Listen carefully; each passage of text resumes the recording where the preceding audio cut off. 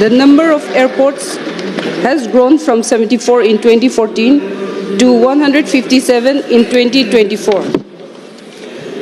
The plans of the government in its historic third term under Honorable Prime Minister Narendra Modi ji has been clearly outlined. The four key principles of service, good governance, prosperity, and pride at the core of its governance has been stressed in her speech. 25 crore people who have overcome poverty will now be the backbone of India's growth.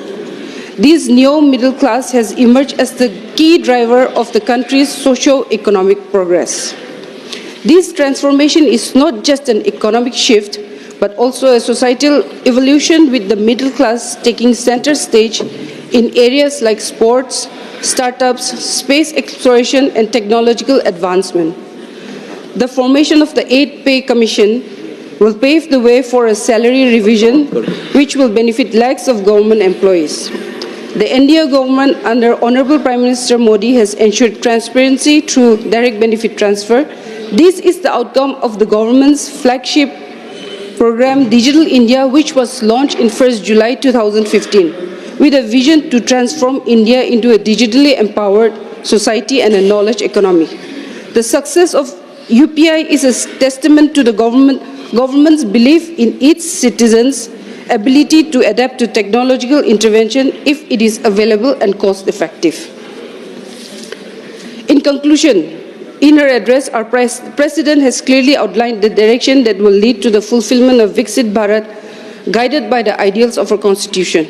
In her words, I quote, "In the vision of Viksit Bharat, there is the collective strength of public participation, a roadmap for the nation's progress, the power of technology in the form of digital revolution, and the foundation of modern infrastructure. The government is steering India towards becoming the world's third largest economy." Thank you. Jai Hind.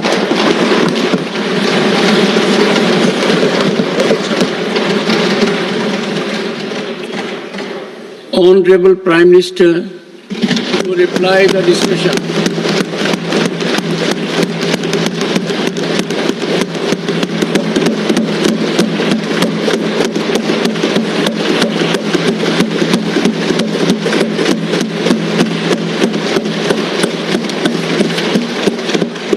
आदरणीय सभापति जी,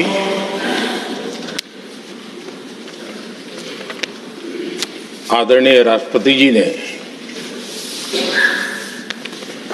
भारत की उपलब्धियों के बारे में, दुनिया की भारत से अपेक्षाओं के बारे में और भारत के सामान्य मानवी का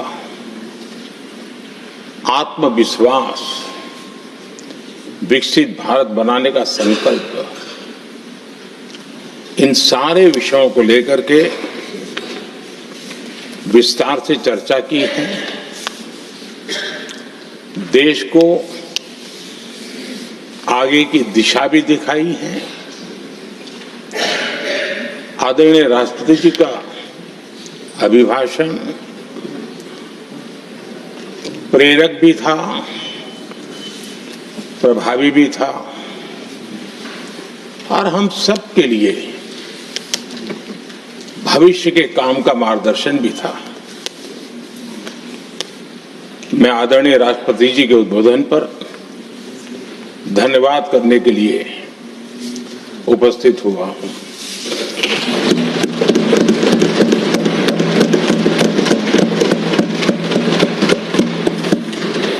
आदरणीय सभापति जी,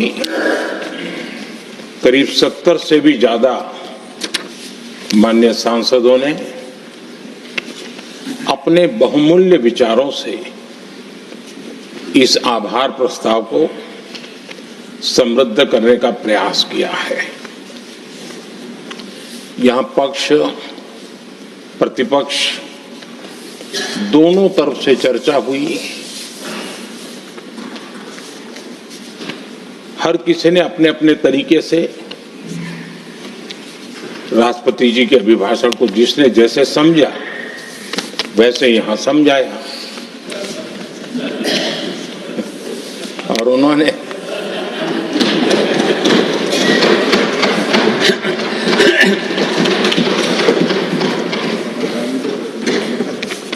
आदरणीय सभापति जी, यहां पर सबका साथ, सबका विकास, इस पर बहुत कुछ कहा गया। मैं समझ नहीं पाता हूं कि इसमें कठिनाई क्या है। सबका साथ, सबका विकास, ये तो हम सबका दायित्व है। और इसीलिए तो देश ने हम सबको यहां बैठने का अवसर दिया है। और उसमें लेकिन जहां तक कांग्रेस का सवाल है, उनसे सबका साथ, सबका विकास, इसके लिए कोई अपेक्षा करना, मैं समझता हूं कि बहुत बड़ी गलती हो जाएगी।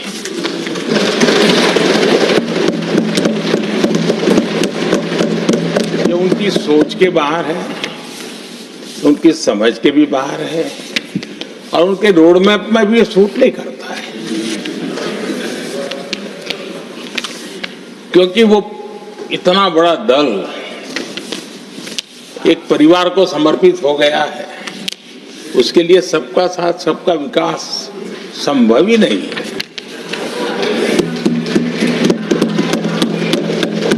आदरणीय सभापति जी, कांग्रेस ने राजनीति का एक ऐसा मॉडल तैयार किया था जिसमें झूठ, फरेब, भ्रष्टाचार, परिवारवाद, तुष्टीकरण, सबका गालमेल था। जहां सबका गालमेल हो वहां सबका साथ हो ही नहीं सकता।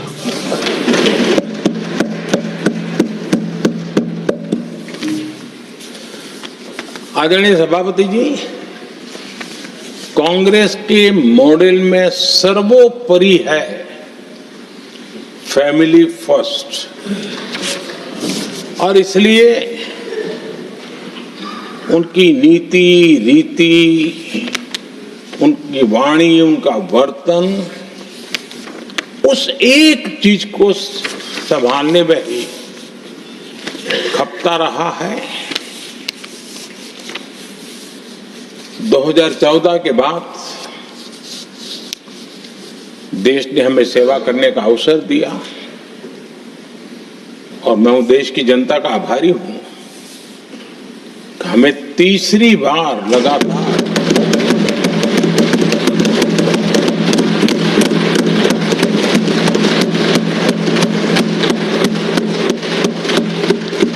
ये तीसरी बार जनता यहां पहुंचाती है। इतने बड़े देश में इतनी वाइब्रेंट डेमोक्रेसी हो, वाइब्रेंट मीडिया हो, हर प्रकार के बातें बताने की छूट हो, उसके बावजूद भी देश दूसरी बार, तीसरी बार हमें सेवा करने का मॉडल बनाती है। इसका कारण देश की जनता ने हमारे विकास के मॉडल को परखा है, समझा है और समर्थन दिया है। और हमारा ये विकास का मॉडल को अगर मुझे एक शब्द में कहना है तो मैं ये कहूंगा, नेशन फर्स्ट, राष्ट्र प्रथम। इसी एक उम्दा भावना और समर्पित भाव से हमने लगातार अपनी नीतियों में, अपने कार्यक्रमों में, हमारे वाणी में, वर्तन में इसी एक बात को मानदंड मान करके देश की सेवा करने का प्रयास किया है। और आदरणीय सभापति जी, मैं बड़े गर्व के साथ भी कहता हूं, बड़े संतोष के साथ कहता हूं कि एक लंबे अरसे तक, 5-6 दशक तक देश के सामने ऑल्टरनेट मॉडल क्या हो, तराजू पर तोलने का कोई अवसर ही नहीं मिला था। लंबे अरसे के बाद 2014 के बाद देश को एक ऑल्टरनेट मॉडल क्या हो सकता है, ऑल्टरनेट कार्यशैली क्या हो सकती है, प्रायोरिटीज क्या हो सकती है, इसका एक नया मॉडल देखने को मिला है। और ये नया मॉडल तुष्टीकरण नहीं, संतुष्टीकरण पर भरोसा।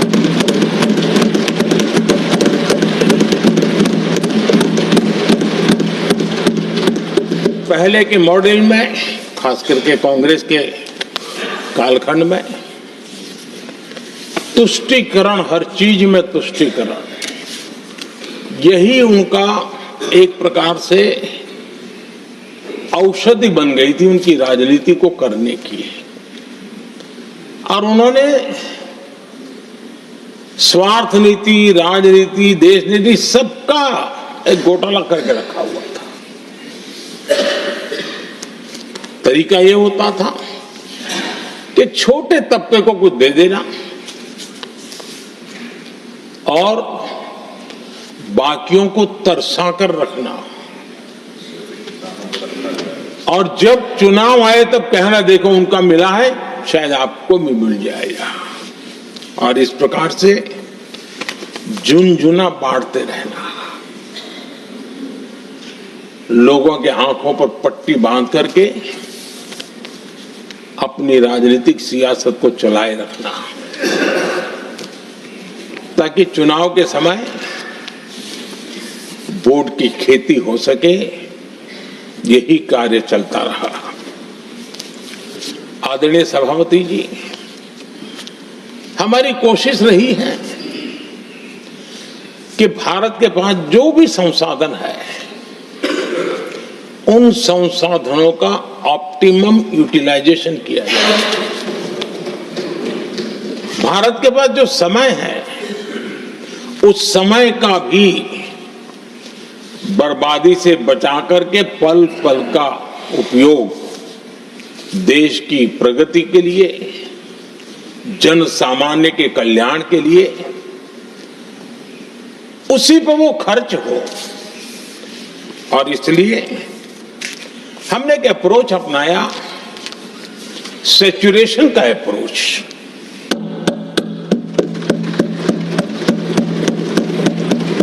पैर उतने ही लंबे करने जितनी चद्दर हो, लेकिन जो योजना बने, जिनके लिए वो योजना बने, उनको वो 100% उसका बेनिफिट होना चाहिए। किसी को दिया, किसी को नहीं दिया, किसी को लटका करके रसक रखा और उसको हमेशा प्रताड़ित करते रखना और उसको निराशा की गर्त में धकेल देना, उन सिचुएशन से हमने बाहर आकर के सैचुरेशन अप्रोच की ओर हमारे काम को आगे बढ़ाया है। बीते दशक में हमने हर स्तर पर सबका साथ, सबका विकास की भावना को जमीन पर उतारा है। और वो आज देश में जिस प्रकार से बदलाव नजर आ रहा है, फल के रूप में हम अनुभव करने लगे हैं। हमारे गवर्नेंस का भी मूल मंत्र यही रहा है, सबका साथ, सबका विकास। हमारी ही सरकार ने SC, ST एक्ट को मजबूत बनाकर दलित और आदिवासी समाज के सम्मान और उनके सुरक्षा के संबंध में अपनी प्रतिबद्धता भी दिखाई और हमने उसको बढ़ाया।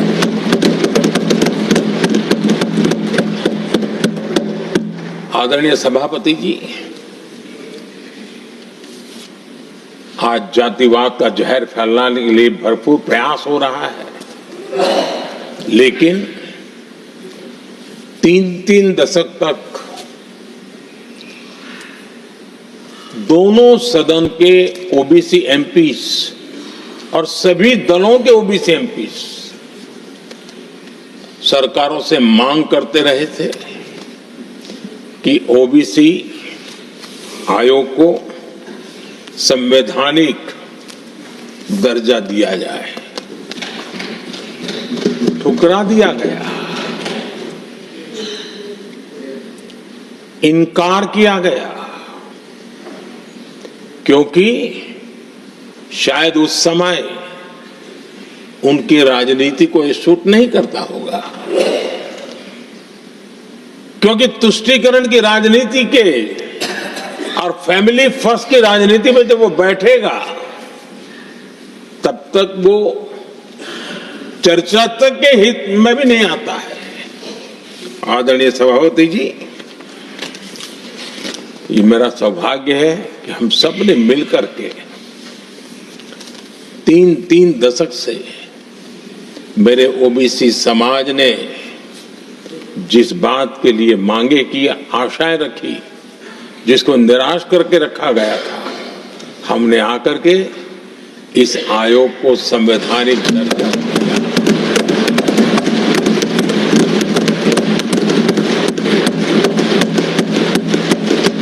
और हमने सिर्फ उनकी मांग पूरी की इतना नहीं, हमारे लिए उनका मान सम्मान भी उतना ही महत्वपूर्ण है, क्योंकि देश के 140 करोड़ देशवासियों को हम जनता जनार्दन के रूप में पूजने वाले लोग हैं।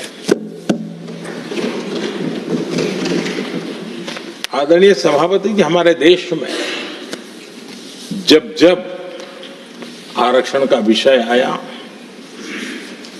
तो उसको एक तंदुरुस्त तरीके से समस्या के समाधान के लिए सत्य को स्वीकार करते हुए करने का प्रयास नहीं हुआ। हर चीज में देश में विभाजन कैसे हो, तनाव कैसे पैदा हो, एक दूसरे के खिलाफ दुश्मनी कैसे पैदा हो, वही तरीके अपनाए गए। देश आजाद होने के बाद जब ये प्रयास हुए हैं, इसी तरीके से हुए हैं।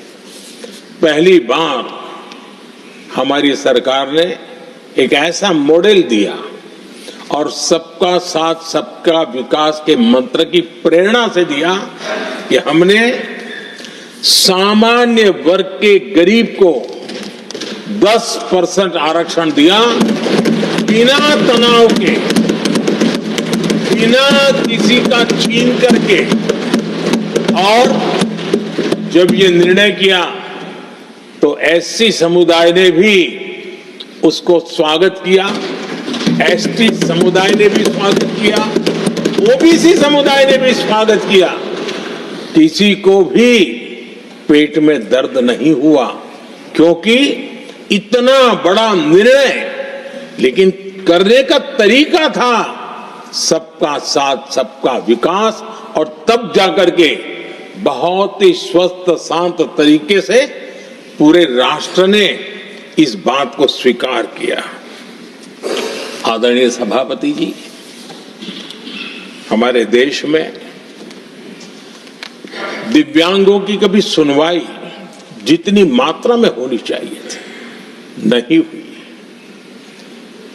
जब सबका साथ सबका विकास का मंत्र होता है ना, तब मेरे दिव्यांग जन भी वो सबके कैटेगरी में होते हैं, और तब जाकर के हमने दिव्यांगों के लिए आरक्षण का विस्तार किया, दिव्यांगों के लिए सुविधाएं उपलब्ध हो, इसके लिए मिशन मोड में काम किया, दिव्यांगों के कल्याण के लिए अनेक योजनाएं बनाई, लेकिन योजनाओं को लागू भी किया। ये इसके कारण इतना ही नहीं, आदरणीय सभापति जी, ट्रांसजेंडर कम्युनिटी के अधिकारों को लेकर के हमने उसको कानूनी रूप से उसको पुख्त करने के लिए प्रामाणिकता पूर्वक प्रयास किया। सबका साथ सबका विकास के मंत्र को हम कैसे जीते हैं, ये हमने समाज के उस उपेक्षित वर्ग की तरफ भी हमने बड़ी संवेदना के साथ देखा।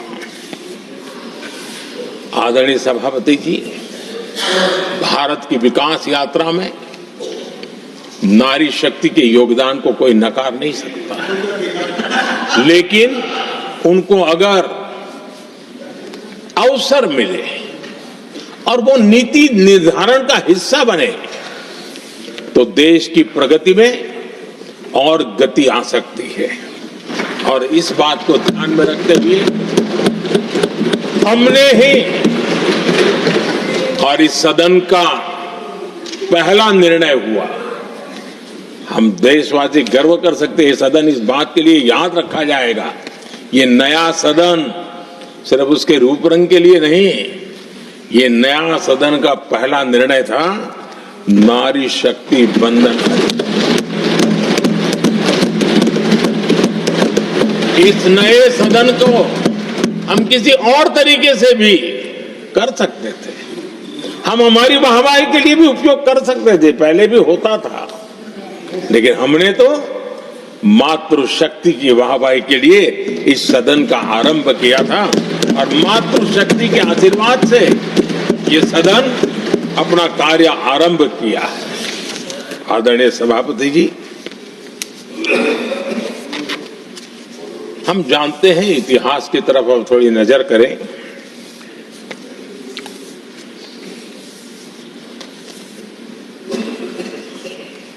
यानी मैं कह रहा हूं इसलिए नहीं, बाबा साहब आंबेडकर के साथ कांग्रेस को कितनी नफरत रही थी, उनके प्रति कितना गुस्सा था और किसी भी हालत में बाबा साहब की हर बात के प्रति कांग्रेस चिढ़ जाती थी। और इसके सारे दस्तावेज मौजूद है और इस गुस्से को दो बार बाबा साहब को चुनाव में पराजित करने के लिए क्या कुछ नहीं किया गया।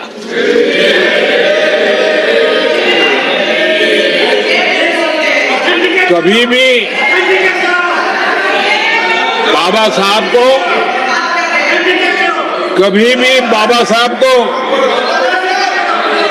भारत रत्न के योग्य नहीं समझा गया।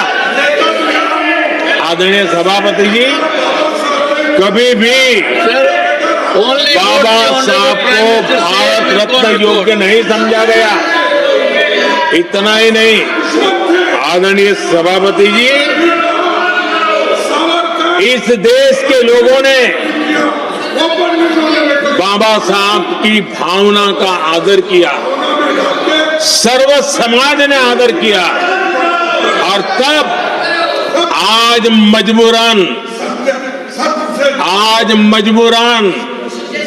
कांग्रेस को जय भीम बोलना पड़ रहा है, उनका मुंह सूख जाता है।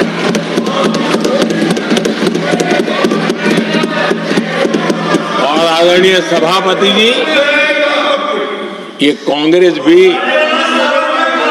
रंग बदलने में बड़ी माहिर लग रही है। कितनी तेजी से अपना नकाब बदल देते हैं, ये इसमें साफ नजर आ रहा है। आदरणीय सभापति जी, आप कांग्रेस का अध्ययन करेंगे तो कांग्रेस की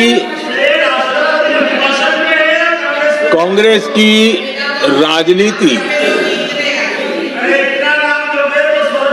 जैसे हमारा मूल मंत्र रहा सबका साथ सबका विकास, वैसा उनका हमेशा रहा कि दूसरे की लकीर छोटी करना।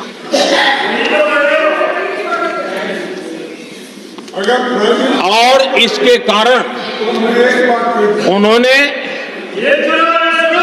सरकारों को अस्थिर किया। किसी भी राजनीतिक दल की सरकार कहीं बनी तो उसको अस्थिर कर दिया, क्योंकि लकीर छोटी करो दूसरे की, इसी काम में वो लगे रहे। और ये जो उन्होंने रास्ता चुना है ना, औरों की लकीर छोटी करने का, लोकसभा के बाद भी जो उनके साथ थे वो भी भाग रहे हैं, तो उनको पता चला गया ये तो हमें भी मार डालेंगे। और यही उनकी नीतियों का परिणाम है कि आज ये हाल हो गए हैं कांग्रेस के। देश की सबसे पुरानी पार्टी, आजादी के आंदोलन से जुड़ी पार्टी, इतनी दुर्दशा। ये औरों की लकीर छोटी करने में अपनी शक्ति खपा रहे हैं ना।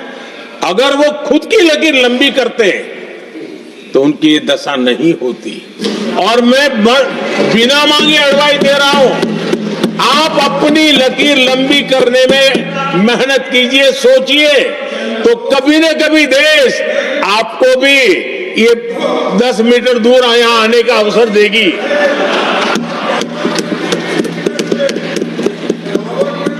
आदरणीय सभापति जी,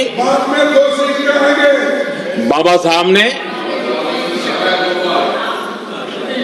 एससी एसटी समुदाय की बुनियादी चुनौतियों को बहुत बारीकी से समझा था, बहुत गहराई से समझा था, और खुद भुक्तभोगी थे, इसलिए एक दर्द भी था, पीड़ा भी थी, और समाज का कल्याण करने की का एक जज्बा भी था।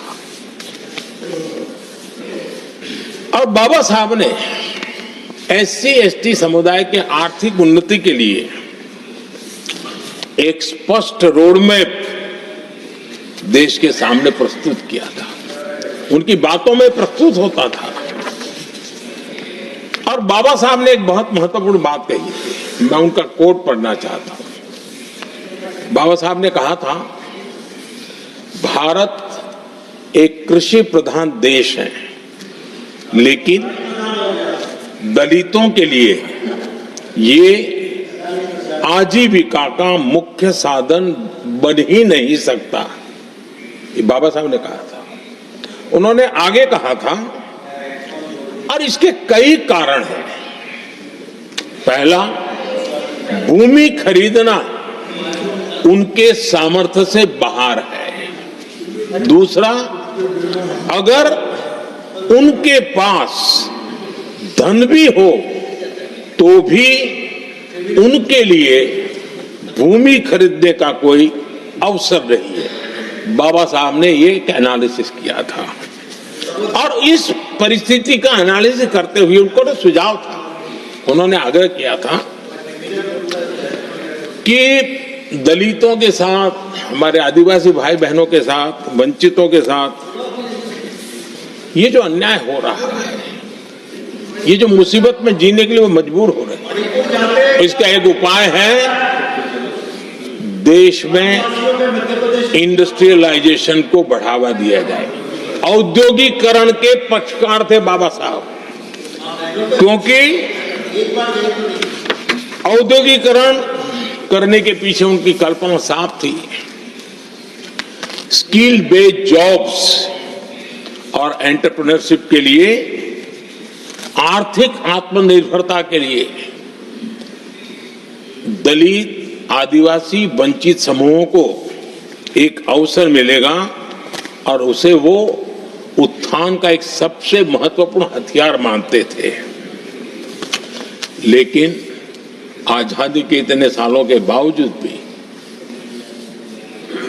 इतने साल कांग्रेस को सत्ता में रहने का अवसर मिला, तब भी बाबा साहब की इन बातों को पर गौर करने का भी उनको समय नहीं था।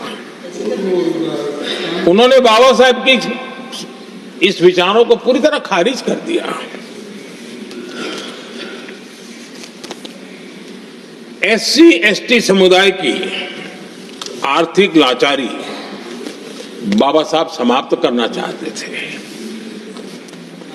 उसे कांग्रेस ने ऐसा उल्टा काम किया कि उसको गहरा संकट बना दिया।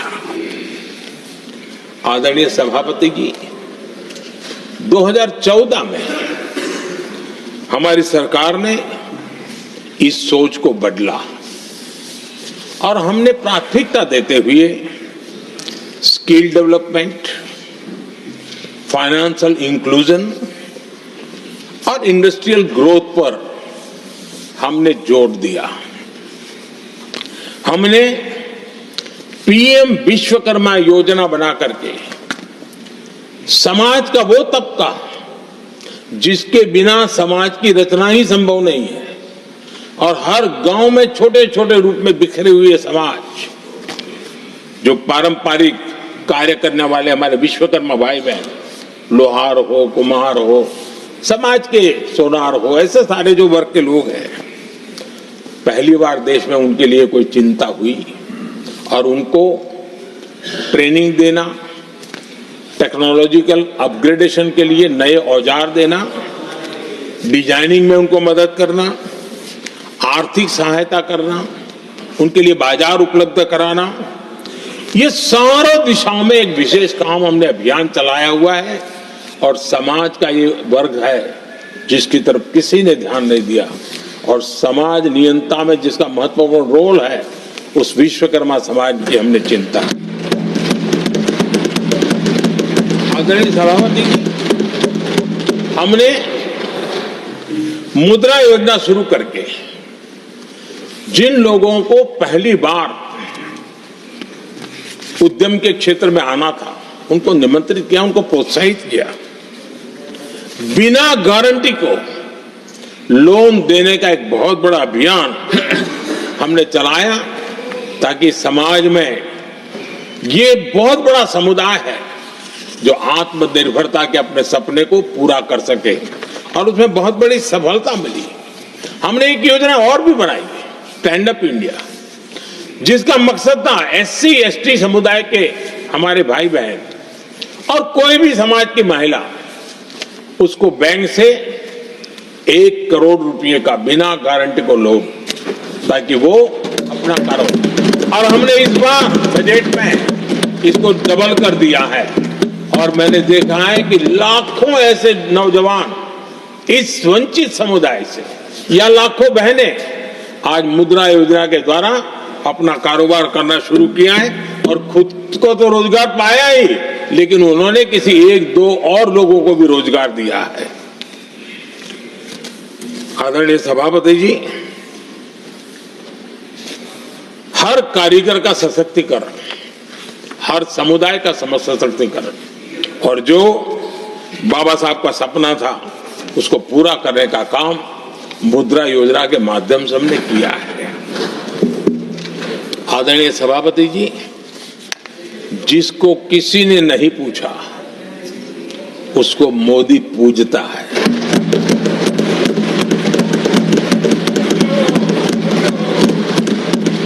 गरीब, वंचित, उसकी का कल्याण, ये हमारी प्राथमिकता है। इस वर्ष के बजट में भी आप देखिए, लेदर इंडस्ट्री, फुटवेयर इंडस्ट्री, ऐसे अनेक छोटे दायरे के विषयों को हमने स्पर्श किया है, और इसका सबसे बड़ा लाभ गरीब और वंचित समुदाय के लोगों को मिलने वाला है, जो इस बजट पे घोषणा की। अब उदाहरण के रूप में टॉयज की बात करें, समाज के इस प्रकार के वर्ग के लोग ही टॉयज बनाने के काम में हैं। हमने उस पर ध्यान केंद्रित किया। बहुत सारे गरीब परिवारों को अनेक प्रकार की उसमें मदद दी गई, और उसका परिणाम आज आया है कि टॉयज हम एक्सपोर्ट करने की आदत में फंसे हुए थे, आज इंपोर्ट करने की आदत में फंसे हुए थे, आज हमारे टॉय 3 गुना एक्सपोर्ट हो रहे हैं, और जिसका फायदा समाज के एक बहुत ही नीचे के तबके में जीने वाले, मुसीबतों से गुजारा करने वाले समुदाय को मिल रहा है। आदरणीय सभापति जी, हमारे देश में एक बहुत बड़ा समुदाय है, मछुआरा समुदाय। इन मछुआरे साथियों के लिए हमने एक अलग मिनिस्ट्री तो बनाई, लेकिन जो बेनिफिट किसान क्रेडिट में किसानों को मिलता था, हमने वो किसान क्रेडिट कार्ड के सारे बेनिफिट अरे हमारे मछुआरे भाई बहनों को भी ये सुविधा दी, अलग मिनिस्ट्री बनाई, इस काम किया और करीब करीब 40,000 करोड़ रुपया हमने इसके अंदर इंफ्यूज किया। फिशरीज सेक्टर को बल दिया है और इसका प्रयास ये, इन प्रयासों का परिणाम ये आया है कि हमारा मछली उत्पादन 2 गुना और एक्सपोर्ट भी 2 गुना हुआ है और जिसका सीधा बेनिफिट हमारे मछुआरे भाई बहनों को हुआ है। यानी समाज के सबसे उपेक्षित हमारे बंधु हैं, उनको हमने सबसे ज्यादा प्राथमिकता दे करके हमने काम करने का प्रयास किया है। आदरणीय सभापति जी, यहाँ जो जातिवाद का जहर फैलाने की जिनको नया शौक लग गया है, हमारे देश के आदिवासी समाज, उन आदिवासी समाज में भी कई स्तर की स्थितियां हैं। कुछ समूह ऐसे हैं जिनकी संख्या बहुत कम है और जो करीब देश में 200-300 जगह पे बिखरे हुए हैं और कुल आबादी उनकी बहुत कम है, लेकिन वो ऐसे उपेक्षित रहे हैं, उनकी बारीकियों को जाने तो दिल दहलाने वाली बात है। और मेरा सद्भाग्य रहा कि राष्ट्रपति जी से इस विषय में मुझे काफी गाइडेंस मिला, क्योंकि उस समाज को काफी निकट से राष्ट्रपति जी जानती है और उसी में से आदिवासी समाज में भी बहुत वंचित अवस्था में जीने वाला एक जो छोटा तबके के लोग व बिखरे पड़े लोग हैं, उनको विशेष रूप से योजना में लाने का प्रयास हुआ और हमने पीएम जनमन योजना बनाई और 24,000 करोड़ रुपए ताकि उनको कुछ सुविधाएं मिले, उनके कल्याण के काम हो और वे भी सबसे पहले तो अन्य आदिवासी समाज की बराबरी तक तो पहुंचे और फिर पूरे समाज की बराबरी करने के लिए योग्य बने। उस दिशा में हमने काम किया है। आदरणीय सभापति जी, समाज के अलग अलग तबकों की चिंता तो की है। हमने देश के अलग अलग भूभाग में भी कुछ ऐसी स्थितियां हैं कि जिसमें बहुत पिछड़ापन है, जैसे हमारे सीमावर्ती गांव, उनको बैकवर्ड विलेज करके छोड़ दिया गया था, आखिरी गांव करके छोड़ दिया गया था। हमने सबसे पहले मनोवैज्ञानिक परिवर्तन लाया। हम ये जो दिल्ली पहले और बाद में सब धीरे धीरे जो जाए दूर जाता जाए आखिर चला जाए, हमने बदल दिया। हमने तय किया कि सीमा पर जो लोग हैं वो पहले और वो अंदर की तरफ आता जाए। जहां सूरज की किरण सबसे पहले आती है और जहां सूरज की आखिरी किरण भी जिनके पास होती है, ऐसे आखिरी गांव उनको हमने फर्स्ट विलेज के रूप में विशेष दर्जा देते हुए, विशेष योजना बनाते हुए हमने उनके विकास के कामों को, इतना ही नहीं, उसको प्राथमिकता इतनी दी कि मैंने पिछले टर्म में मंत्री परिषद के साथियों को ऐसे दूर दराज के गांवों में 24 घंटे रुकने के लिए भेजा था और -15 डिग्री वाले कुछ विलेजेस थे, वहां भी हमारे मंत्री वहां जाकर के रुके थे, उनको समझने का, उनकी समस्याओं के समाधान के लिए प्रयास किया था। और हमने 15 अगस्त 26 जनवरी में जो मेहमान बुलाते हैं, उसमें भी ये जो सीमा पर बसे हुए हमारे पहले विलेज है, आज उनके प्रधानों को हम 26 जनवरी 15 अगस्त में बुलाते हैं। राष्ट्रपति जी के यहाँ एट होम में होते हैं, क्योंकि हमारी कोशिश है सबका साथ सबका विकास, और इसलिए खोजते रहते हैं कि हम किसको अभी भी पहुंचना बाकी है, चलो जल्दी करो। आदरणीय सभापति जी, वाइब्रेंट विलेज की योजना देश की सुरक्षा के लिए भी बहुत उपयोगी हो रही है, बहुत महत्वपूर्ण हो रही है और हम उसको भी बल दे रहे हैं। आदरणीय सभापति जी, राष्ट्रपति जी ने गणतंत्र के 75 वर्ष के मौके पर संविधान निर्माताओं से प्रेरणा लेने का भी आग्रह अपने अभिभाषण में किया है। मैं आज बड़े संतोष के साथ कह सकता हूं कि हमारे संविधान निर्माताओं की जो भावना थी, उसी का आदर करते हुए, उसी से प्रेरणा लेते हुए हम आज आगे बढ़ रहे हैं। कुछ लोगों को लगता होगा ये यूसीसी क्या लाए हैं, लेकिन जो संविधान सभा की डिबेट पढ़ेंगे उनको पता चलेगा कि हम उस भावना का यहां लाने का प्रयास कर रहे हैं। कुछ लोगों की राजनीति आड़े आती होगी, लेकिन हम संविधान निर्माताओं की भावना को जीते हैं ना, तब जाकर के ये साहस करते हैं और कमिटमेंट के साथ पूरा करने का प्रयास करते हैं। आदरणीय सभापति जी, संविधान निर्माताओं का आदर करना चाहिए था।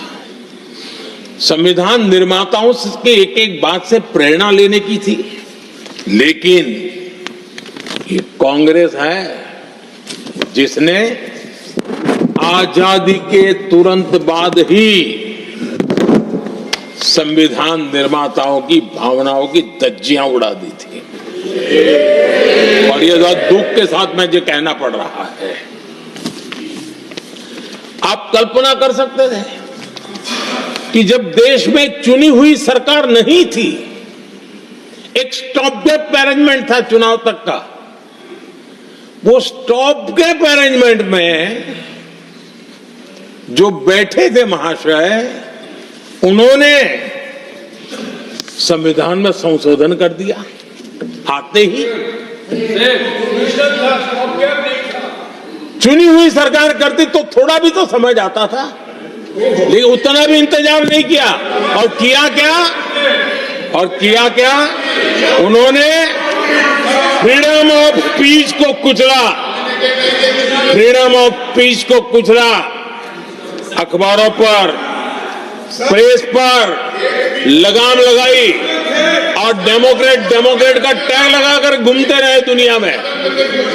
देश के डेमोक्रेसी का महत्वपूर्ण स्तंभ, उसको कुचलने का काम हुआ, और ये संविधान की भावना का पूरी तरह अनादर था। आदरणीय सभापति जी, देश की पहली सरकार थी, नेहरू जी प्रधानमंत्री थे, और मुंबई में जब नेहरू जी प्रधानमंत्री थे, तब मुंबई में मजदूरों की एक हड़ताल हुई। उसमें मशहूर गीतकार मजरूह सुल्तानपुरी जी ने एक गीत गाया था, कॉमनवेल्थ का दास है, ये कविता उन्होंने गाई थी। कविता गाने मात्र के गुणे में नेहरू जी ने देश के एक महान कवि को जेल में ठूस दिया।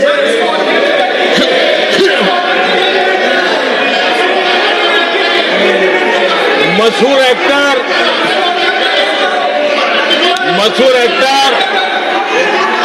बलराज साहनी जी सिर्फ एक जुलूस में शामिल हुए थे, आंदोलन करने वालों के जुलूस में शामिल हुए थे, इसलिए बलराज साहनी जी को जेल में बंद कर दिया गया। आदरणीय सभापति जी, लता मंगेशकर जी के भाई हृदयनाथ मंगेशकर जी ने वीर सावरकर पर एक कविता स्वरबद्ध करके आकाशवाणी पर प्रस्तुत करने का योजना बनाई।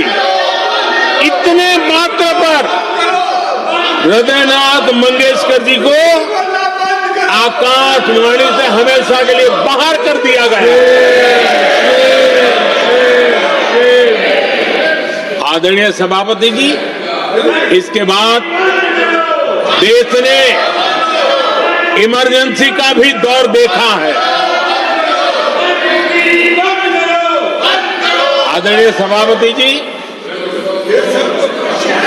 इस देश ने इमरजेंसी का भी दौर देखा है। संविधान की किस प्रकार से कुचला गया, संविधान के स्पिरिट को किस प्रकार से रौंदा गया, और वो भी सत्ता सुख के लिए किया गया, ये देश जानता है। और इमरजेंसी में प्रसिद्ध सिने कलाकार देवानंद जी से आग्रह किया गया कि वे इमरजेंसी का समर्थन करें पब्लिकली। देवानंद जी ने साफ साफ इमरजेंसी पर समर्थन करने से इनकार कर दिया। उन्होंने हिम्मत दिखाई, और इसलिए दूरदर्शन पर देवानंद जी की सभी फिल्मों को प्रतिबंधित कर दिया गया।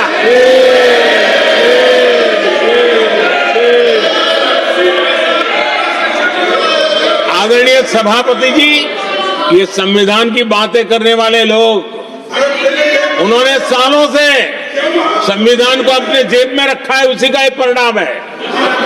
संविधान का सम्मान नहीं किया है।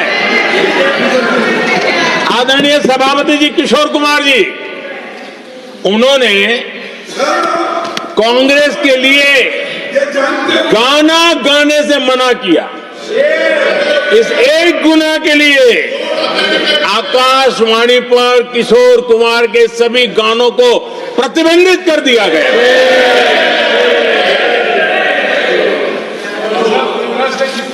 आदरणीय सभापति जी, मैं इमरजेंसी के उन दिनों को भूल नहीं सकता, और शायद आज भी वो तस्वीरें मौजूद है। ये जो लोकतंत्र की बातें करते हैं, मानव गरिमा की बातें करते हैं, और बड़े बड़े भाषण देने के लिए शौकीन लोग हैं, आपातकाल में जॉर्ज फर्नांडिस समेत देश के महानुभावों को हथकड़ियां पहनाई गई थी, जंजीरों से बांधा गया था। संसद के सदस्य, देश के गणमान्य नेता, उनको हथकड़ियां और जंजीरों से बांधा गया था। इनके मुंह में संविधान शब्द शोभा नहीं देता है।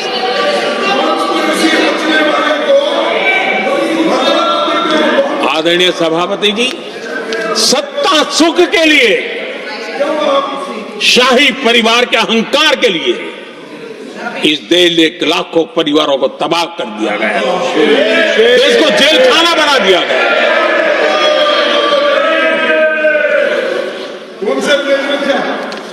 बहुत लंबा संघर्ष चला। ये अपने आप को बहुत बड़ा तीसबार खा मारने वालों को जनता जनार्दन की ताकत को स्वीकार करना पड़ा, घुटने टेकने पड़े, और देश में जनता जनार्दन के सामर्थ्य से इमरजेंसी हटी। ये भारत के लोगों की रगों में जो लोकतंत्र है ना, उसी का परिणाम था।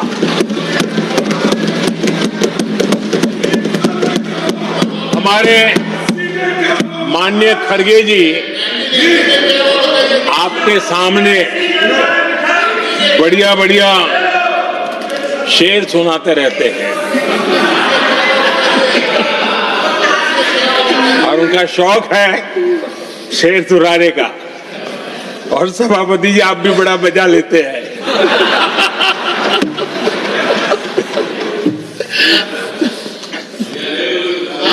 एक शेर मैंने भी कहीं पढ़ा था,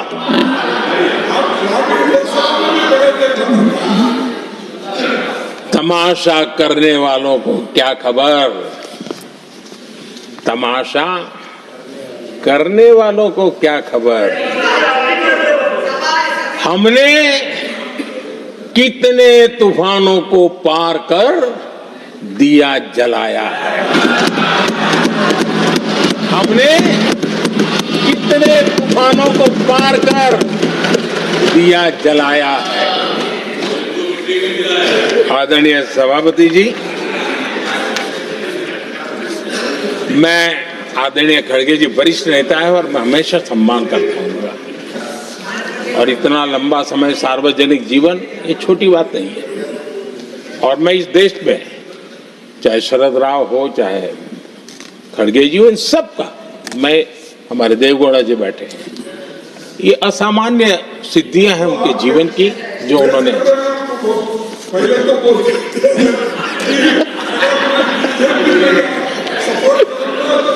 ऐसा है खड़गे जी, आपको आपके घर में तो ये बातें सुनने को नहीं मिलेगी, मैं बता दूंगा।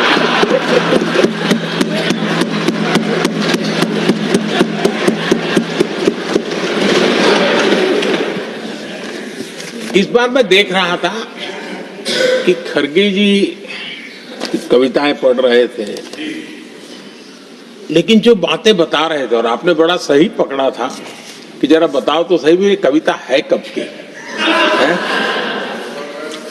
उनको पता था, सभापति जी, उनको पता था ये कविता कब की है।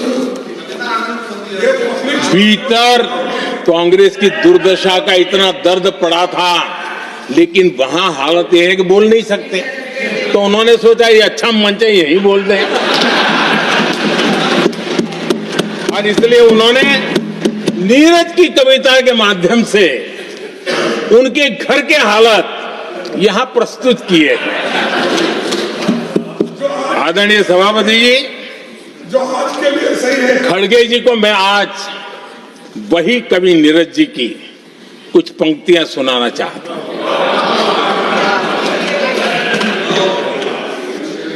कांग्रेस सरकार का जो दौर था उस समय नीरज जी ने ये कविताएं लिखी थी, और उसमें उन्होंने कहा था, है बहुत अंधियारा, है बहुत अंधियारा, अब सूरज निकलना चाहिए, अब सूरज निकलना चाहिए, जिस तरह से भी हो ये मौसम बदलना चाहिए, जिस तरह से भी हो ये मौसम बदलना चाहिए। नीरज जी ने कांग्रेस के उस कालखंड में ये कविता कही। 1970 में जब कांग्रेस, अरे चारों तरफ कांग्रेस का राज चलता था, उस समय नीरज जी का एक और कविता संग्रह प्रकाशित हुआ था, फिर दीप जलेगा। हरिवंश जी तो अभ्यासु हैं तो उनको भली भांति पता है, उस समय उनका यह संग्रह प्रसिद्ध हुआ था, फिर दीप जलेगा। उसमें उन्होंने कहा था, और ये बड़ा महत्वपूर्ण है, नीरज जी ने उस समय कहा था, मेरे देश उदास न हो। नीरज जी ने अपनी कविता में कहा था, मेरे देश उदास न हो, फिर दीप जलेगा, तिमिर ढलेगा। और हमारा सद्भाग्य देखिए, हमारे प्रेरणा पुरुष अटल बिहारी वाजपेयी जी ने भी 40 साल पहले कहा था, सूरज निकलेगा, अंधेरा छटेगा, कमल खिलेगा।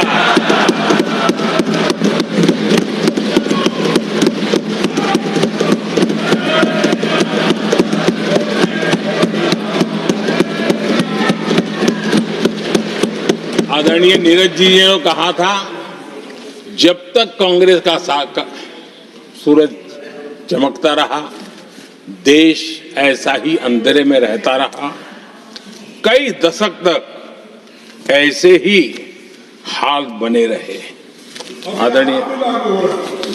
आदरणीय सभापति जी, गरीबों को शक्ति देने के लिए, गरीबों के सशक्तिकरण के लिए जितना काम हमारे कार्यकाल में हुआ है, हमारी सरकार के द्वारा हुआ है, इतना पहले कभी नहीं हुआ। गरीबों का सशक्तिकरण और गरीब ही गरीबी को परास्त करे, उस दिशा में हमने योजनाओं को आकार दिया। और मुझे मेरे देश के गरीबों पर भरोसा है, उनके सामर्थ्य में भरोसा है। अगर अवसर मिल जाए ना, तो वो हर चुनौतियों को पार कर सकता है। और गरीब ने करके दिखाया। योजनाओं का लाभ लेते हुए, अवसरों का फायदा उठाते हुए, सशक्तिकरण के माध्यम से 25 करोड़ गरीबी को परास्त करने में सफल हुए। 25 करोड़ लोगों को गरीबी से बाहर निकालना, ये हमारे लिए गर्व का विषय है कि हमने एक बहुत बड़ा काम किया है। जो लोग गरीबी से निकले हैं, कठोर परिश्रम करके निकले हैं, सरकारी पर भरोसा करते हुए, योजनाओं को आधार बना करके, और आज गरीबी से निकलकर वो एक न्यू मिडिल क्लास हमारे देश में अर्जित हुआ है। आदरणीय सभापति जी, मेरी सरकार इस न्यू मिडिल क्लास और मिडिल क्लास के साथ डट करके खड़ी है और बहुत कमिटमेंट के साथ हम खड़े हैं। हमारे न्यू मिडिल क्लास और मिडिल क्लास की आकांक्षाएं आज देश के लिए गति देने वाली शक्ति है। हमारे देश की एक नई ऊर्जा है, देश की प्रगति का सबसे बड़ा आधार है। हम मिडिल क्लास के, नियर मिडिल क्लास के सामर्थ्य को बढ़ाना चाहते हैं। हमने मिडिल क्लास के लिए एक बहुत बड़े हिस्से को टैक्स में इस बजट में जीरो कर दिया है।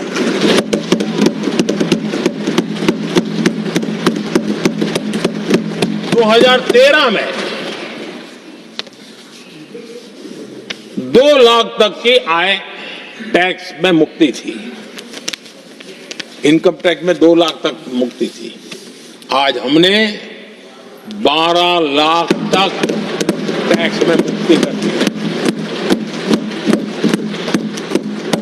हम 70 साल से ऊपर के किसी भी वर्ग के क्यों न हो, किसी भी समाज से क्यों न हो, उनको आयुष्मान योजना का लाभ देकर के, और उसका सबसे बड़ा लाभ मिडिल क्लास के बुजुर्गों को मिल रहा है।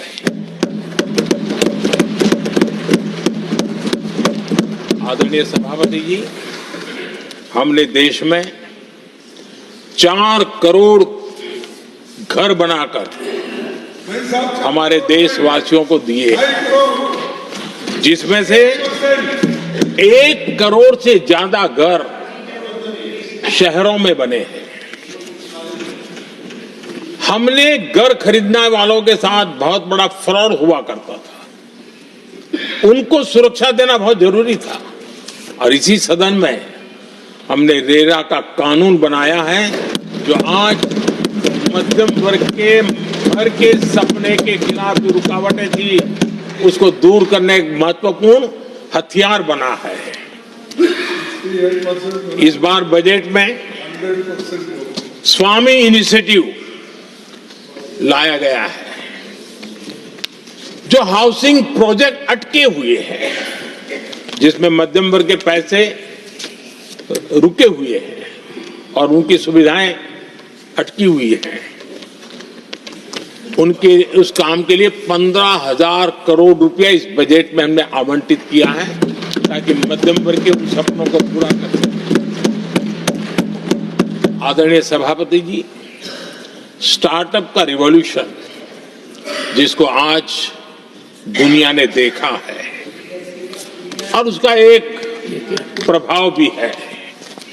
ये स्टार्टअप चलाने वाले कौन है? ये स्टार्टअप चलाने वाले नौजवान ज्यादातर मिडिल क्लास के नौजवान हैं। आज पूरी दुनिया भारत के प्रति आकर्षित है। खास करके G20 समूहों की देश के 50-60 स्थानों पर जो मीटिंगें हुई, उसके कारण भारत को जो पहले सभी दिल्ली, मुंबई या बेंगलुरु मानते थे, भारत को विशालता का उनको पता चला है। और आज विश्व का भारत के टूरिज्म के प्रति आकर्षण बढ़ा है। और जब टूरिज्म बढ़ता है तो व्यवसाय के भी अनेक अवसर आते हैं और उसका लाभ भी हमारे मिडिल क्लास को बहुत मिलने वाला है, उनके आय के साथ। आदरणीय सभापति जी, आज हमारा मिडिल क्लास आत्मविश्वास से भरा हुआ है और ये अभूतपूर्व है। ये अपने आप में एक बहुत बड़ा सामर्थ्य बना देता है देश का। और मुझे पूरा विश्वास है कि भारत का मध्यम वर्ग विकसित भारत के संकल्प को साकार करने के लिए कमर कस करके खड़ा हो गया है, हमारे साथ चल पड़ा है। आदरणीय सभापति जी, विकसित भारत के निर्माण में सबसे बड़ा रोल देश के युवाओं का है। हमें डेमोग्राफी का डिविडेंड, उस पर हमारा भी बल है। जो अभी स्कूल कॉलेज में है, वही विकसित भारत के सबसे बड़े लाभार्थी बनने वाले हैं। और इसलिए उनके अंदर एक स्वाभाविक भाव है कि जैसे जैसे उनकी उम्र बढ़ेगी, वैसे वैसे देश की विकास की यात्रा बढ़ेगी। और जो उनके लिए एक बहुत बड़ा और एक प्रकार से विकसित भारत का बेस हमारे यहाँ स्कूल कॉलेज के नौजवान है, वो हमारा सामर्थ्य है। पिछले 10 साल में लगातार इस तबके को, इस बेस को मजबूत करने के लिए हमने बहुत सोची समझी रणनीति के तहत काम किया है। 21वीं सदी की शिक्षा कैसी होनी चाहिए, शिक्षा नीति के लिए पहले सोचा तक नहीं गया। जो चलता है चलने दो, जैसा होता है होता रहो। करीब 3 दशक के अंतराल के बाद नई राष्ट्रीय शिक्षा नीति लेकर के हम आए। 3 दशक के अंतराल, इस नीति के तहत बहुत सारे इनिशिएटिव हैं। उसमें एक की मैं चर्चा करता हूं, पीएम श्री स्कूल। ये पीएम श्री स्कूल आज करीब 10-12 हजार स्कूल ऑलरेडी बन चुके हैं और नए बनाने की दिशा में हम आगे बढ़ रहे हैं। आदरणीय सभापति जी, एक महत्वपूर्ण निर्णय हमने शिक्षा नीति में बदलाव लाया है। मातृभाषा में पढ़ाई और मातृभाषा में परीक्षा, इस पर हमने बल दिया है।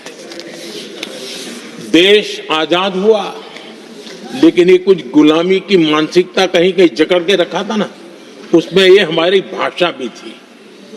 हमारी मातृभाषा के साथ घोर अन्याय हुआ और गरीब का बच्चा, दलित का बच्चा, आदिवासी का बच्चा, वंचित का बच्चा वो इसलिए रुक जाए ताकि उसको लैंग्वेज नहीं आती है। ये उसके साथ घोर अन्याय था। और सबका साथ सबका विकास का मंत्र मुझे चैन से सोने नहीं देता था। और इसमें मैंने कहा कि देश में मातृभाषा में शिक्षा, मातृभाषा में डॉक्टर बने, मातृभाषा में इंजीनियर बने। जिनको अंग्रेजी भाषा पढ़ने नसीब नहीं हुई, उनके सामर्थ्य को हम रोक नहीं सकते। हमने बहुत बड़ा बदलाव किया है और उसके कारण आज गरीब माँ का, विधवा माँ का बच्चा आज डॉक्टर इंजीनियर के सपने देखने लगा। आदिवासी युवाओं के लिए एकलव्य मॉडल स्कूलों का हमने विस्तार किया है।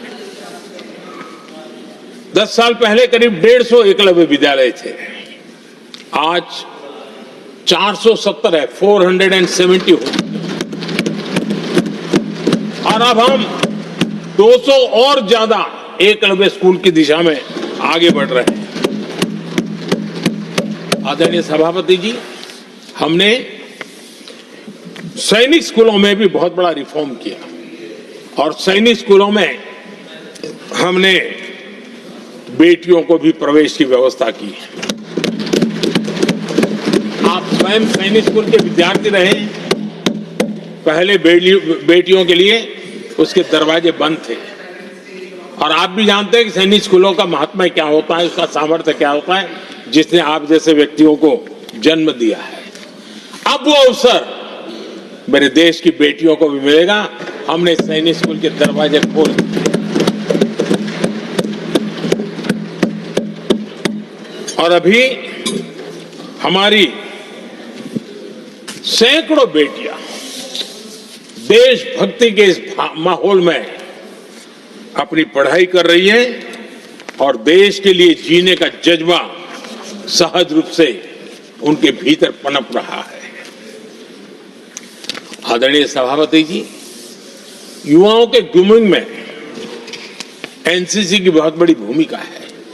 हम में से जो भी एनसीसी के संपर्क में रहा है उसे मालूम है कि उस उम्र में और उस कालखंड में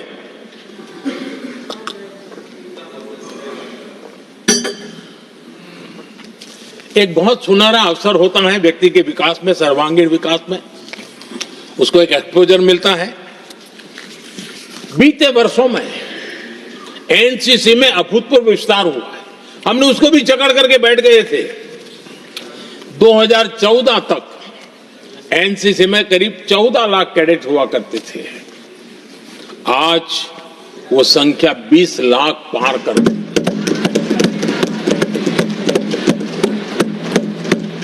आदरणीय सभापति जी, देश के युवाओं में जो उमंग है, उत्साह है, नया कुछ कर गुजरने की इच्छा है, रूटीन काम से भी हटकर के कुछ करने का उनका इरादा है, ये साफ नजर आता है। जब मैंने स्वच्छ भारत अभियान चलाया, मैंने देखा है कि आज भी कई शहरों के नौजवानों की टोलियां अपने तरीके से, स्वयं प्रेरणा से स्वच्छता के अभियान को आगे बढ़ा रही है। कोई झुग्गी झोपड़ी में जाकर के शिक्षा के लिए काम कर रहे हैं, कई नौजवान कुछ न कुछ कर रहे हैं। इन सारी बातों को देख करके हमें लगा कि देश के युवाओं को एक अवसर मिलना चाहिए, संगठित रूप से प्रयास होना चाहिए। और इसके लिए हमने माय भारत एक आंदोलन शुरू किया है। मेरा युवा भारत, माय भारत। आज करीब 1.5 करोड़ से ज्यादा युवाओं ने उसमें अपनी रजिस्ट्री करवाई है। और देश के वर्तमान विषयों पर चर्चा करना, मंथन करना, समाज को जागरूक करना, सक्रियता से ये नौजवान अपनी प्रेरणा से कर रहे हैं। उनको स्पून फीडिंग की जरूरत नहीं पड़ रही है। वो अपने सामर्थ्य से अच्छी चीजों को हाथ लगा करके आगे बढ़ रहे हैं। आदरणीय सभापति जी, खेल का क्षेत्र स्पोर्ट्समैन स्पिरिट को जन्म देते हैं। और जिस देश में स्पोर्ट जितना व्यापक होता है, उस देश के अंदर वो स्पिरिट अपने आप पनपता है। खेल प्रतिभा को बल देने के लिए हमने अनेक आयामों पर काम शुरू किया है।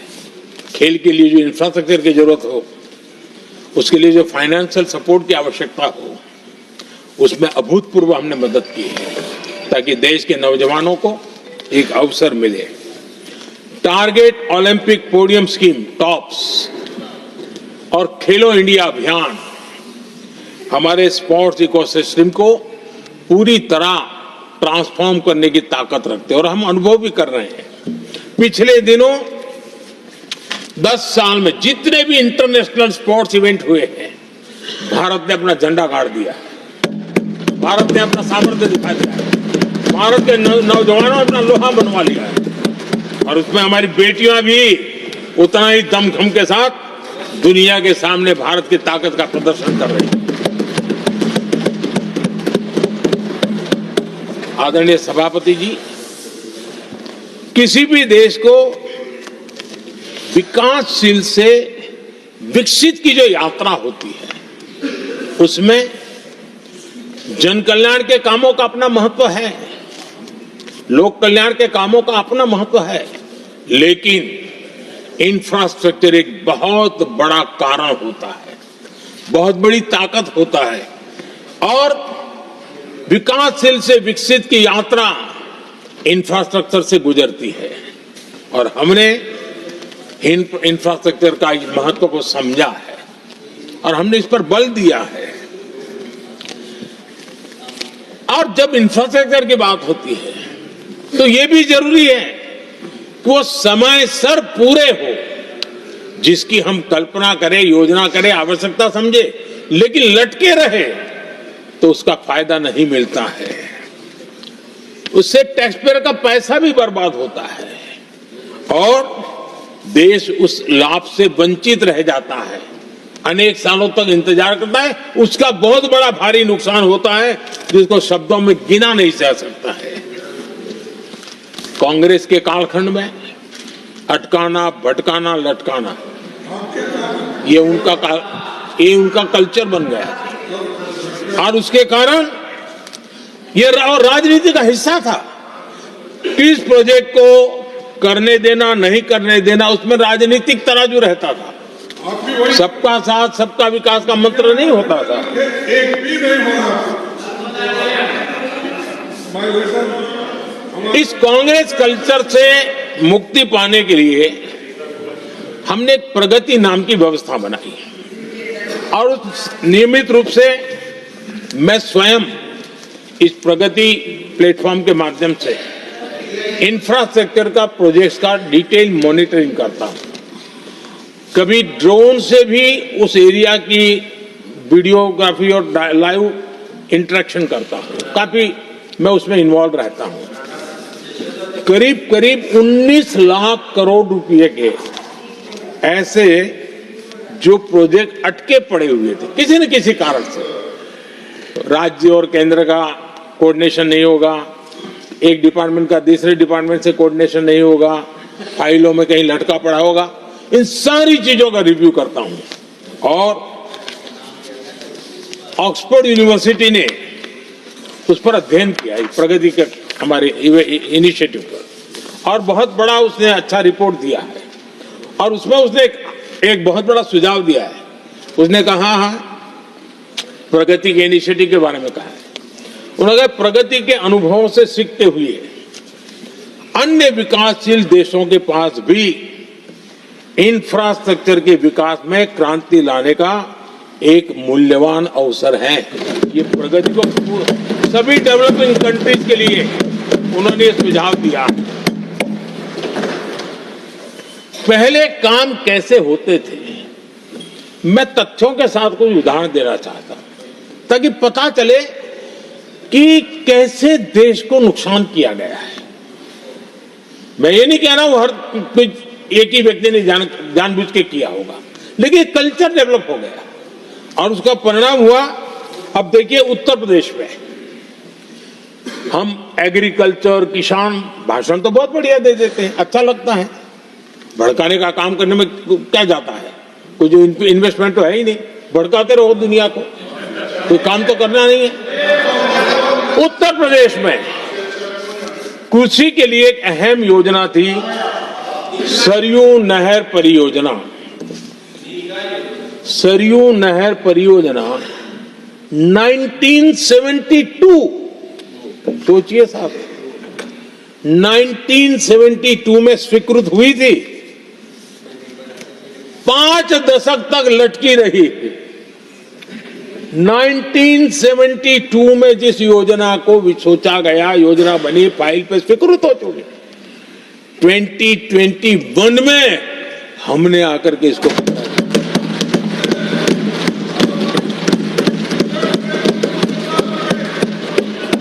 आदरणीय सभापति जी, जम्मू कश्मीर की Udhampur Srinagar Baramulla rail line, Udhampur Srinagar Baramulla rail line in 1994 में स्वीकृत हुई थी। 1994 में ये रेल लाइन भी बरसों तक लटकी रही। 3 दशक बाद आखिरकार हमने 2025 में इसे पूरा किया।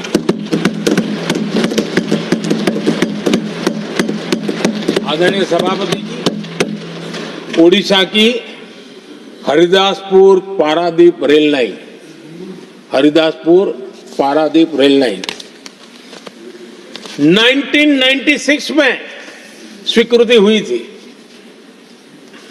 ये भी बरसों तक अटकी रही और ये भी 2019 में हमारे कार्यकाल में पूरी हुई। आदरणीय सभापति जी, असम का बोगीबिल ब्रिज 1998 में स्वीकृत हुआ था, ये भी हमारी सरकार ने 2018 में पूरा किया। और मैं ऐसे आपको सैकड़ों उदाहरण दे सकता हूं। अटकाना, लटकाना, भटकाना, ये कल्चर कितने देश को बर्बाद किया है, सैकड़ों उदाहरण दे सकता हूं। आप कल्पना कर सकते हैं, कांग्रेस ने अपने कार्यकाल में देश के लिए, देश जिसके लिए हकदार था, जो होने की संभावनाएं भी थी, इस प्रगति का न करते हुए कितनी बर्बादी की है, इसका आप अंदाज लगा सकते हैं। इंफ्रास्ट्रक्चर प्रोजेक्ट्स में सही प्लानिंग और सही एजुकेशन, इसके लिए पीएम गति शक्ति नेशनल मास्टर प्लान बनाया है। पीएम गति शक्ति में जो लोग डिजिटल वर्ल्ड में इंटरेस्टेड हैं, उनके लिए जरूरी है समझना, और मैं तो चाहूंगा इसको राज्यों ने भी उपयोग करना चाहिए। पीएम गति शक्ति प्लेटफॉर्म में 1600 डेटा लेयर्स हैं हमारे देश के अलग अलग कामों के, और निर्णय प्रक्रिया को तेज करते हैं, सरल करते हैं, और उसको लागू करने में भी बहुत तेजी से उसको लागू किया जा सकता है। तो आज गति शक्ति प्लेटफॉर्म अपने आप में एक बहुत बड़ा इंफ्रास्ट्रक्चर के काम को गति देने वाला आधार बन गया है। आदरणीय सभापति जी,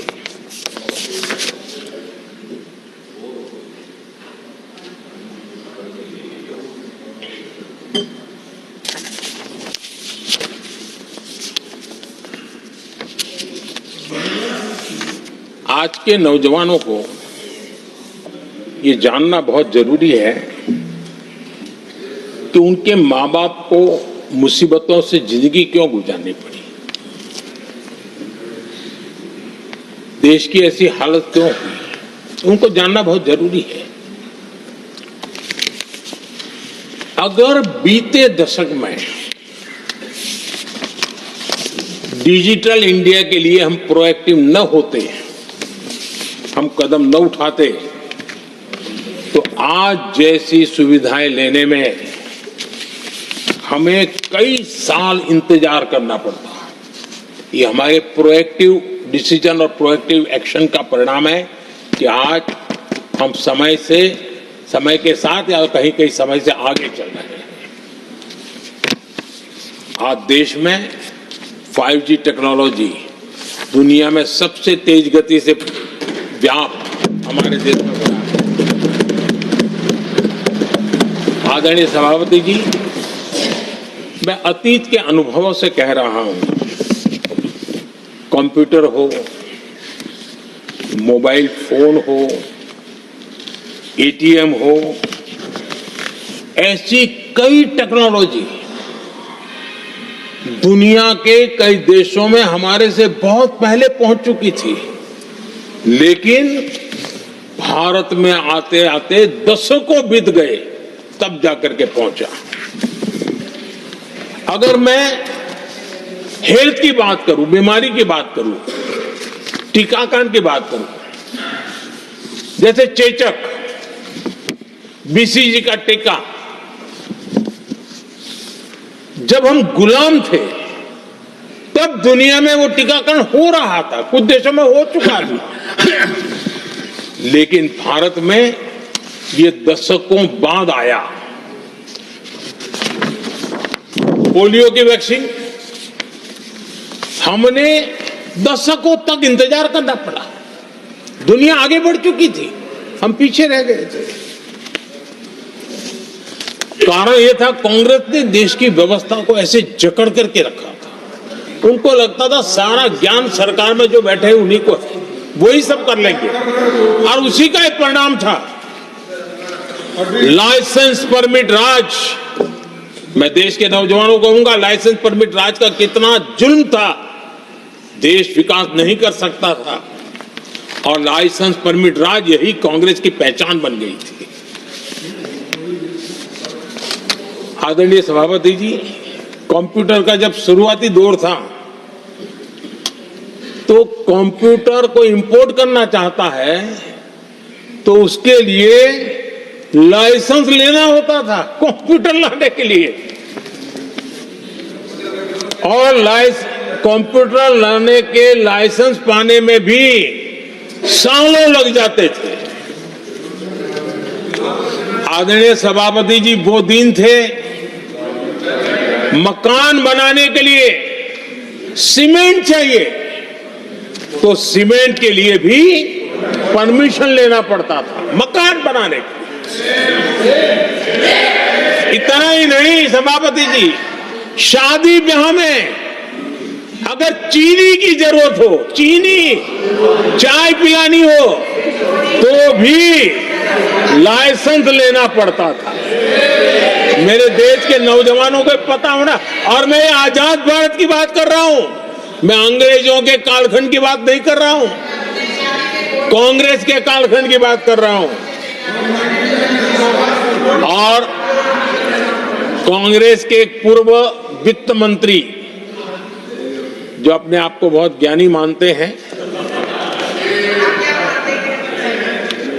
उन्होंने माना था कि लाइसेंस परमिट के बिना कोई काम होते नहीं है, सारे काम लाइसेंस परमिट के रास्ते से ही गुजरते हैं। और उन्होंने ये भी कहा था कि लाइसेंस परमिट बिना रिश्वत को नहीं होता है। मैं कांग्रेस के वित्त मंत्री ने जो कहा वो कह रहा हूं, बिना रिश्वत को नहीं होता है। अब कोई बहुत आसानी से समझ सकता है, उस जमाने में रिश्वत मतलब हाथ की सफाई कौन करता था भाई? ये कौन पंजा था? वो पैसा कहां जाता था? देश का नौजवान भली भांति समझ सकता है। यही इस सदन में कांग्रेस के एक माननीय सदस्य हैं, मौजूद है, जिनके पिताजी के पास खुद के पैसे थे, किसी से लेना नहीं था, और कार खरीदना चाहते थे। यहां मौजूद एक एमपी है कांग्रेस के, उनके पिताजी खुद के पैसे से कार खरीदना चाहते थे। 15 साल तक उनको कार के लिए इंतजार करना पड़ा था कांग्रेस के राज में।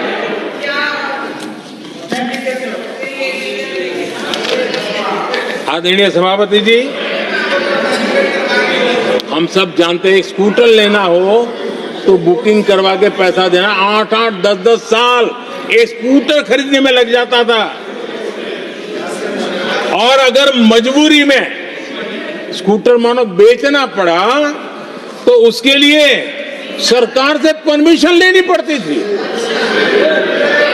यानी कैसे देश चलाया इन लोगों ने। और इतना ही नहीं, गैस सिलेंडर एमपी को कूपन दिया जाता था, कि तुम इलाके में 25 लोगों को गैस कनेक्शन दे सकते हो। गैस सिलेंडर के लिए कतार लगती थी।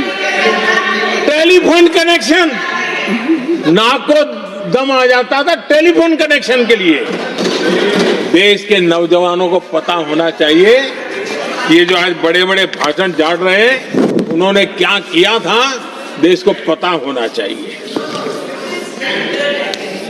आदरणीय सभापति जी, ये सारी पाबंदियां और लाइसेंस राज की नीतियों ने भारत को दुनिया की सबसे धीमी आर्थिक वृद्धि दर में धकेल दिया।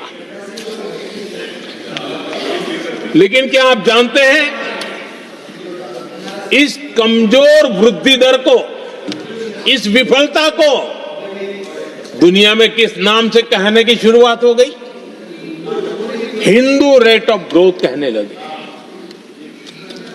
एक समाज का पूरा अपमान, विफलता सरकार में बैठे हुए लोगों की, काम न करने के सामर्थ्य बैठे हुए लोगों का, समझ शक्ति का अभाव बैठे हुए लोगों का, दिन रात भ्रष्टाचार में डूबे हुए लोगों का, और गाली पड़ी एक बहुत बड़े समाज को, हिंदू ग्रेट ऑफ ग्रोथ। आदरणीय सभापति जी, शाही परिवार के आर्थिक कुप्रबंधन और गलत नीतियों के कारण पूरे समाज को दोषी ठहराया गया और दुनिया भर में बदनाम किया गया। जबकि हम इतिहास देखें तो भारत के लोगों का तरीका और नीतियां, भारत के स्वभाव में लाइसेंस राज नहीं था, परमिट नहीं थी। भारत के लोग सदियों से, हजारों साल से खुले में विश्वास करते थे और हम उन समुदाय में सबसे पहले थे जो दुनिया भर में मुक्त व्यापार, फ्री ट्रेड, उसमें मेहनत करते थे, काम करते थे। सदियों पहले भारतीय व्यापारी दूर दराज के देशों तक व्यापार करने के लिए जाते थे, कोई बंधन नहीं थे, कोई रुकावटें नहीं थे। ये हमारी प्रकृति की संस्कृति थी, हमने उसको तबाह करके रख दिया। आज जब पूरी दुनिया भारत की आर्थिक क्षमता को पहचानने लगी है, आज दुनिया तेज गति से आगे बढ़ने वाले देश के रूप में देख रही है, तो आज दुनिया भारत रेट ऑफ ग्रोथ दुनिया देख रही है और हर भारतीय को इसका गौरव है। और हम अपनी अर्थव्यवस्था का विस्तार कर रहे हैं।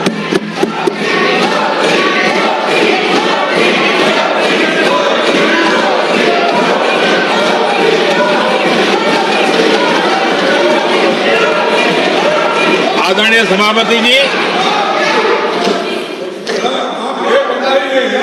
आदरणीय सभापति जी, कांग्रेस के पंजे से मुक्त होकर आप देश चैन की सांस ले रहा है और ऊंची उड़ान भी भर रहा है।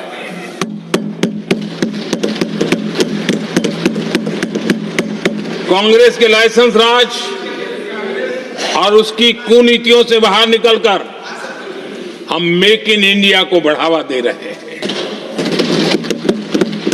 भारत में मैन्युफैक्चरिंग बढ़ाने के लिए हमने पीएलआई स्कीम शुरू की, एफडीआई से जुड़े रिफॉर्म्स किए।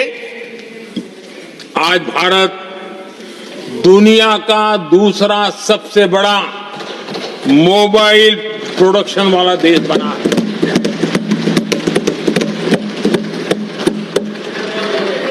पहले हम ज्यादातर फोन बाहर से इंपोर्ट कर रहे थे, अब हमारी पहचान एक मोबाइल एक्सपोर्टर के रूप में बनी है। आदरणीय सभापति जी, आज भारत की पहचान डिफेंस मैन्युफैक्चरिंग की बनी है। 10 साल में हमारा डिफेंस प्रोडक्ट्स 10 गुना एक्सपोर्ट बढ़ा है। 10 साल में 10 गुना बढ़ा है। आदरणीय सभापति जी, भारत में सोलर मॉड्यूल मैन्युफैक्चरिंग भी 10 गुना बढ़ गए हैं। आज हमारा देश दुनिया का दूसरा सबसे बड़ा स्टील प्रोड्यूसर देश है। 10 सालों में हमारा मशीनरी और इलेक्ट्रॉनिक एक्सपोर्ट तेजी से आगे बढ़ा है। बीते 10 सालों में भारत का टॉयज एक्सपोर्ट 3 गुना से ज्यादा बढ़ गया है। इन्हीं 10 सालों में एग्रो केमिकल एक्सपोर्ट भी बढ़ा है। कोरोना के कालखंड में हमने 150 से ज्यादा देशों को वैक्सीन और दवाइयां सप्लाई की। मेड इन इंडिया, हमारे आयुष और हर्बल प्रोडक्ट का एक्सपोर्ट भी बहुत तेज गति से बढ़ा है और बढ़ रहा है। आदरणीय सभापति जी, खादी जो कांग्रेस ने की तो सबसे बड़ा एक काम करते ना खादी के लिए, तो भी मुझे लगता है हाँ ये आजादी के आंदोलन के लोगों से कुछ प्रेरणा आगे बढ़ा रहे हैं, वो भी नहीं किया। खादी और विलेज इंडस्ट्री का टर्नओवर पहली बार 1.5 लाख करोड़ से ज्यादा हुआ। 10 साल में इसका प्रोडक्शन भी 4 गुना हुआ है।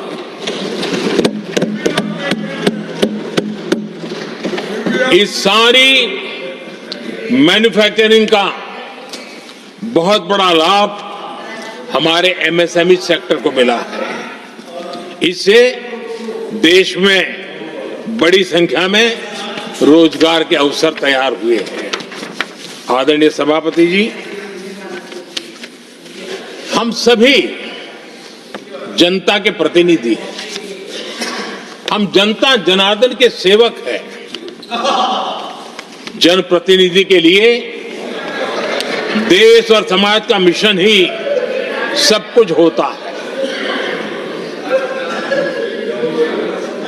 और सेवा व्रत लेकर के ही जनप्रतिनिधियों के लिए काम करना उनका दायित्व होता है।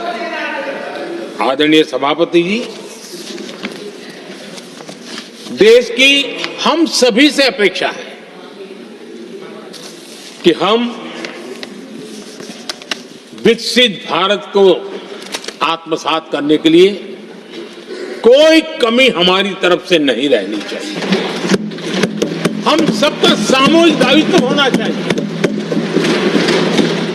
ये देश का संकल्प है, ये किसी सरकार का संकल्प नहीं है, किसी व्यक्ति का संकल्प नहीं है, 140 करोड़ देशवासियों का संकल्प है। और सभापति जी, मेरे शब्द लिख करके रखिए, जो लोग विकसित भारत के संकल्प से अपना को अछूता रखेंगे, देश उनको अछूता कर देगी। हर किसी को जुड़ना पड़ेगा, अब बच करके नहीं रह सकते, क्योंकि भारत का मिडिल क्लास, भारत का नौजवान पूरी ताकत के साथ देश को आगे बढ़ाने में जुट चुका है। और इसलिए आदरणीय सभापति जी, जब प्रगति की राह पर देश चल पड़ा है, विकास की नई ऊंचाइयों को देश अर्जित कर रहा है, तब हम सबकी भूमिका बड़ी महत्वपूर्ण है। सरकारों में विरोध होना लोकतंत्र का स्वभाव है, नीतियों का विरोध होना लोकतंत्र का जिम्मेवारी भी है, लेकिन घोर विरोधवाद, घोर निराशावाद और अपनी लकीर लंबी नहीं करनी, दूसरी लकीर को छोटा करने की कोशिश है विकसित भारत में रुकावट बन सकती है। हमें उसे मुक्त होना होगा और हमें आत्ममंथन भी करना होगा, निरंतर मंथन करना होगा। मुझे भरोसा है कि सदन में जो चर्चा हुई है उसमें से जो उत्तम चीजें हैं उसको लेकर के हम आगे बढ़ेंगे और हमारा मंथन जारी रहेगा। हमें निरंतर ऊर्जा राष्ट्रपति जी के उद्बोधन से मिलती रहेगी। एक बार फिर राष्ट्रपति जी का मैं हृदय से आभार व्यक्त करता हूं और सभी माननीय सांसदों का भी आभार व्यक्त करता हूं। बहुत बहुत धन्यवाद। I shall now put the amendments which have been moved to vote. Amendment numbers 1 to 4 by Sushri Sushmita Dev.